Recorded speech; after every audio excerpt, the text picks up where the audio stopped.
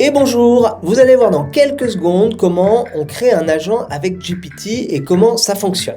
Alors, ça fait quelques temps qu'on entend parler des agents, c'est la future révolution, c'est la révolution. Et par exemple, avec N8N, nous on le fait sur les formateurs digital, c'est vrai qu'il faut un peu geeker. Ça nécessite notamment une formation, clairement. Et puis après, il faut le prendre en main, il faut de l'expérience. Là, vous allez voir qu'avec GPT-5, on fait un prompt, on lui donne accès à n'importe quel site ou n'importe quel outil que l'on veut, on lui donne nos accès, et il se lance, il crée les choses. Alors moi j'ai pris en exemple la création d'une variable et d'une balise sur Google Tag Manager. Tant qu'à faire, je l'ai contextualisé à l'une de nos formations. Vous allez voir qu'il a mis 12 minutes pour faire les choses. En plus, je lui ai demandé au préalable d'aller chercher les pages de notre site avec une commande Google et de les catégoriser. Franchement, c'est vraiment hallucinant. On peut imaginer tout un tas de choses. D'ailleurs, n'hésitez pas à laisser en commentaire vos idées.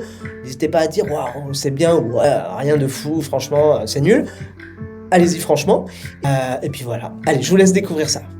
Je me connecte donc à ChatGPT 5 en mode agent et je demande de répertorier les pages de mon site internet avec une commande Google que je lui donne et ensuite de se connecter à mon Tag Manager pour catégoriser les pages de mon site.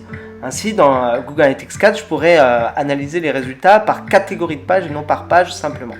Et on voit que là, il commence à ouvrir son ordinateur personnel, comme il indique, et il va aller chercher toutes les pages de mon site. Il fait les choses super bien, il répertorie les pages et on le laisse faire son travail. Alors là, voilà, on voit qu'il a déjà répertorié toutes les pages. Pendant ce temps, évidemment, je peux faire autre chose.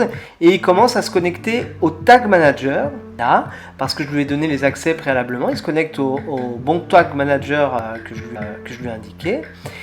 Et on va voir ensuite qu'il va se débrouiller tout seul, il navigue, comme si c'était une personne humaine. Il navigue sur le Tag Manager et on va voir qu'il trouve tous les éléments pour créer la variable et faire le travail que je lui ai demandé. Ce qui est super intéressant, c'est que là, je lui ai donné un petit prompt très simple, mais j'aurais pu lui donner quelque chose de beaucoup plus compliqué, de sorte qu'il travaille non pas 15 minutes comme ça va être le cas, mais plutôt 2, 3, 4 heures. Je ne sais pas encore exactement à combien de temps c'est limité, les agents. Je peux en lancer plusieurs a priori en même temps. C'est vraiment super sympa, surtout que je peux lui donner d'autres choses, un fichier Google Sheet, je peux lui donner un peu tout ce que je veux. Donc on est au début des agents IA GPT là, c'était possible avant mais il fallait être un peu un geek. Là maintenant, comme vous pouvez le voir, c'est accessible très facilement.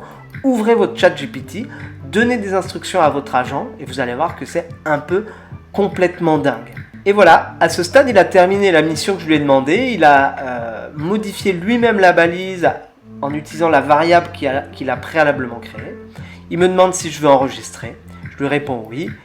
Et c'est bon, il a enregistré la nouvelle balise qui est fonctionnelle, comme j'ai pu le vérifier. Franchement, c'est assez sympa. C'est vraiment très sympa. Ça n'empêche pas de devoir connaître les éléments de langage et la théorie pour pouvoir lui donner les missions à faire. Mais en termes de technique, on a beaucoup moins besoin de performance parce que lui, techniquement, il sait faire les choses. Comme on peut le voir, c'est assez puissant. Comme on peut le voir aussi, c'est assez simple. Il n'y a pas besoin de se former pour créer un agent de GPT. En revanche, ce que je pense, on verra si le futur me donne raison, mais ce que je pense, c'est qu'il va falloir une grosse connaissance transversale dans le digital pour pouvoir un petit peu orchestrer tous ces agents. Donc, n'hésitez pas à vous former pour étoffer votre connaissance transversale à différents outils et pour pouvoir ensuite vous amuser à utiliser tel ou tel agent. Voilà. Allez, je vous souhaite une très bonne journée et puis à très vite avec les formateurs du digital.